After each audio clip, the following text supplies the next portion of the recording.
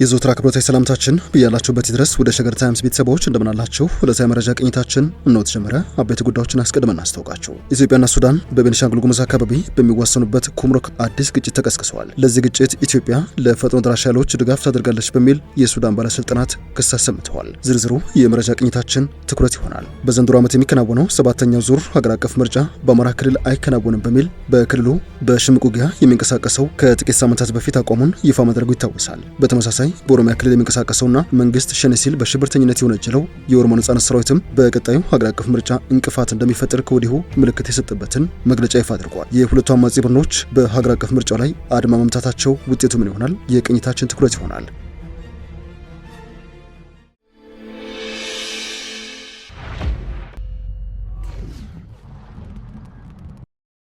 በትናንትናው ዕለት ኢትዮጵያና ሱዳን በቤኒሻንጉል ጉሙዝ ክልል በሚዋሰኑበት ኩርሙክ አካባቢ አዲስ ግጭት መቀስቀሱ ይታወሳል። ይህንን ተከትሎ የሱዳን ባለስልጣናት ኢትዮጵያ የፈጥኖ ደራሽ ኃይሎችና የሱዳን ሕዝብ ነጻ አውጪ ንቅናቄ ሰሜን ጥምር ኃይሎችን በስትራቴጂካዊቷ የድንበር ከተማ ኩርሙክ ላይ ለሰነዘሩት አዲስ ጥቃት ድጋፍ አድርጋለች ሲሉ ክስ ማሰማታቸውን ሱዳን ትሪቢዩን ዘግበዋል። የዜና ምንጩ የጠቀሰው የሱዳን መንግስት ባለስልጣን እንደገለጹት ኢትዮጵያ ከሁለቱ አማጺ ቡድኖች ጋር ትስስር ያላቸው ታጣቂዎች በግዛቷ በኩል እንዲንቀሳቀሱ ፈቅዳለች፣ ጥቃቱንም ደግፋለች ሲሉ ወንጅለዋል። የሱዳን መንግስት ምንጭ አክለውም የጦር ተሽከርካሪዎች ከኢትዮጵያ ሱሳ ተነስተው ጥቃቱን ከመሰንዘራቸው በፊት ወደ ድንበር አካባቢዎች መጓዛቸውን ገልጿል ባይ ነው የሱዳን ትሪቢዩን ዘገባ። በኩርሙክ ከተማ ዙሪያ ውጊያው ጠንክሮ የቀጠለ ሲሆን በበርካታ ግንባሮች ግጭቶች እየተካሄዱ እንደሚገኙ ተዘግበዋል። የሱዳን ህዝብ ነጻ አውጪ ንቅናቄ ሰሜን ከከተማዋ 20 ኪሎ ሜትር ርቀት ላይ በምትገኘዋ ጅሩት አቅራቢያ የሱዳን ጦር ክፍሎችን ደምስሻለሁ ሲል የጦር መሳሪያዎችን መማረኩን እንደዚሁም መኮንኖችን በቁጥጥር ስር መዋሉን ይፋ አድርጓል። ሌሎች ወታደሮችም ወደ ኢዳማዚን ማፈግፈጋቸውን አማጺ ቡድኑ ይፋ ያደረገው መረጃ ያሳያል። ከኢትዮጵያና ከደቡብ ሱዳን ጋር በሚዋሰኑ በርካታ አካባቢዎች ባለፉት ቀናት ግጭቶች አገረሹ ሲሆን የጃሮት አካባቢ ባለቤትነት ባለፈው ሳምንት በሱዳን ጦርና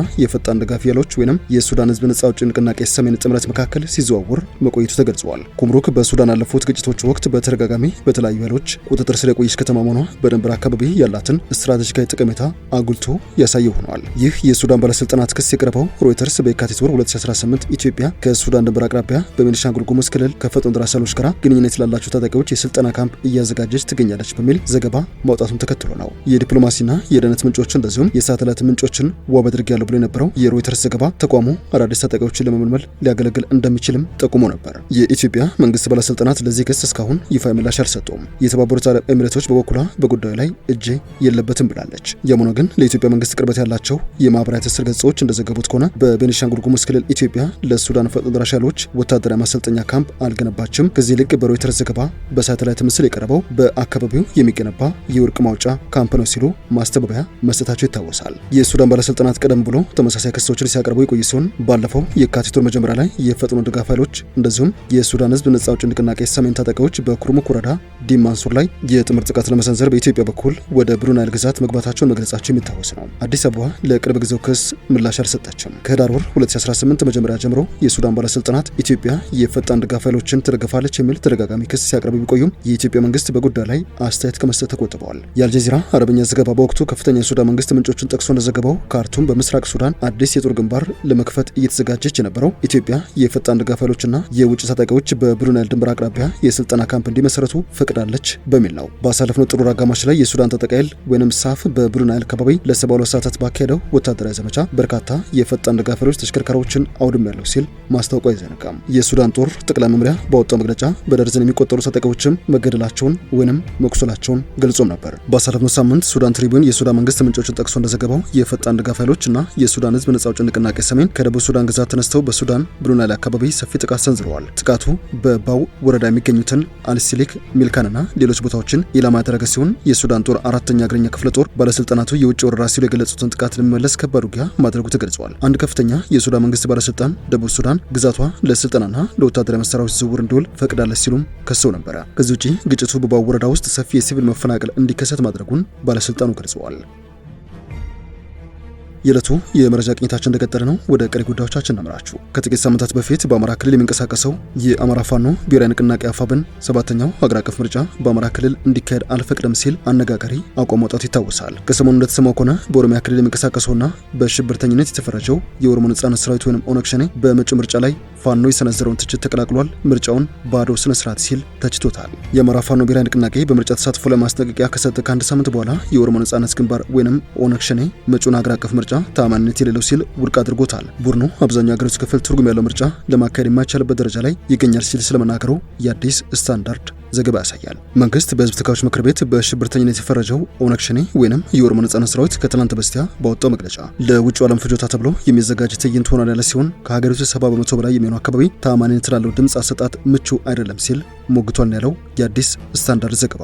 መግለጫው ዋና ዋና ተቃዋሚ ፓርቲዎች ራሳቸውን አግልለዋል ወይንም ደግሞ ከምዝገባ ላለመሰረዝ ወይንም በሂደቱ ላይ አለ ያለውን ጉድለት ለማጋለጥ ብቻ እየተሳተፉ ይገኛሉ ባይ ነው። በዚህ ሂደት ውስጥ የቀሩት ፓርቲዎች በሙሉ በመንግስት የተፈጠሩ ወይንም ከመንግስት ጋር የተቆራኙ ናቸውም ሲል አክለዋል። ባሳለፍነው ሳምንት የአማራ ፋኖ ብሔራዊ ንቅናቄ ባወጣው መግለጫ ለፖለቲካ ፓርቲዎች፣ ለሚዲያ አካላትና ለሌሎች ተቋማት በሰጠው ማስጠንቀቂያ በምርጫ ሂደት ውስጥ መሳተፍ ከፌዴራል መንግስቱ አጀንዳ ጋር መቆም ተደርጎ ይቆጠራል ሲል የገለጸ ሲሆን ጥቂት የማይባሉ የፖለቲካ ኃይሎችና የመገናኛ ብዙሃን ባለሙያዎችም የታጣቂውን ኃይል መግለጫ ሲተቹ ተስተውሎ ነበር። የኦሮሞ ነጻነት ሰራዊት ከምርጫው በፊት ጠቅላይ ሚኒስትር አብይ አህመድ የአዲስ አበባን አስተዳደራዊ ሁኔታ የሚመለከቱ ሀሳቦችን በማቅረብ የኦሮሞ ወጣቶች ንቅናቄዎችን ለመቆጣጠር ሙከራዎችን በማድረግ የሃይማኖት ውጥረቶችና በክልሎች መካከል ያለውን የድንበር ውዝግብ ማባባስን ጨምሮ ተከታታይ የፖለቲካ እንቅስቃሴዎችን እያዘጋጁ ይገኛሉ ሲል በትላንት በስቲያው መግለጫውን ችሏል። ቡድኑ ሊደረጉ ስለሚችሉ ህገ መንግስታዊ ማሻሻያዎች ስጋቱን የገለጸ ሲሆን ይህም ውልቃይትን ጨምሮ በኦሮሚያና በአማራ ክልሎች ውስጥ ለፖለቲካ ፍላጎት ሲባል አዳዲስ ክልሎችን ለመፍጠር ሊያገለግል ይችላል ሲል አቋሙን አሳውቋል። በሲቪል ዜጎች ላይ ጉዳት ሊደርስ እንደሚችል ያስጠነቀቀው ኦነግ ሸኔ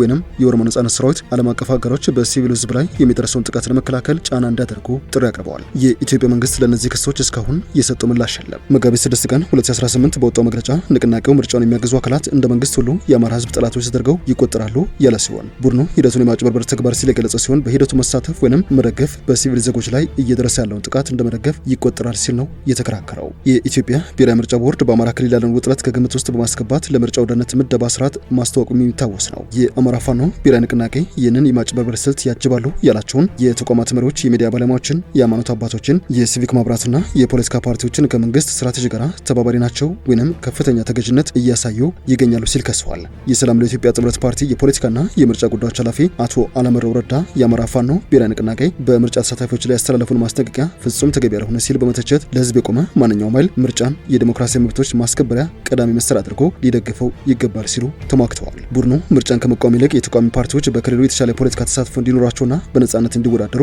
ድጋፍ ሊያደርግ እንደሚገባም አሳስቦ ነበር። ምርጫን የሚቃወም ኃይል በየትኛው መስፈርት ለህዝብ እየታገሩ ነው ለማለት በጣም አስቸጋሪ ነው ያሉት ኃላፊው በሰላም መንገድ በሚሳተፉ አካላት ላይ የሚሰነዘር ዛቻ የዲሞክራሲ ጥረቶችን እንደሚያደናቅፍ ማስጠንቀቃቸውም የቅርብ ጊዜ ትዝታ ነው። አቶ አለመረው አክለውም ተሳትፎን ማዳከም ህዝብን የማራቅ ስጋት እንዳለውና ፋኖ ሰላማዊ ፖለቲካ እንቅስቃሴ በመገደቡ ሳቢያ የትጥቅ ትግል መጀመሩን ከሚገልጽበት መከራከሪያ ጋር እንደሚቃረን ይፋ አድርገዋል። ምርጫው ገዢውን የብልጽግና ፓርቲ ሊያጠናክር ይችላል የሚሉ ስጋቶች ቢኖሩም መሳተፍ ብቻ ግን ህጋዊነትን ያጎናጽፋል የሚለውን አመለካከት ግን ውድቅ አድርገውታል።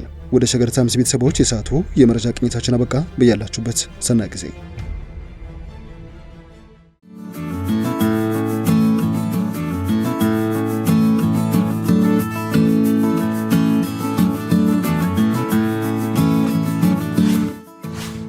ሸገር ታይምስ ሚዲያን ሰብስክራይብ በማድረግና ደወሉን በመጫን ይከተሉን።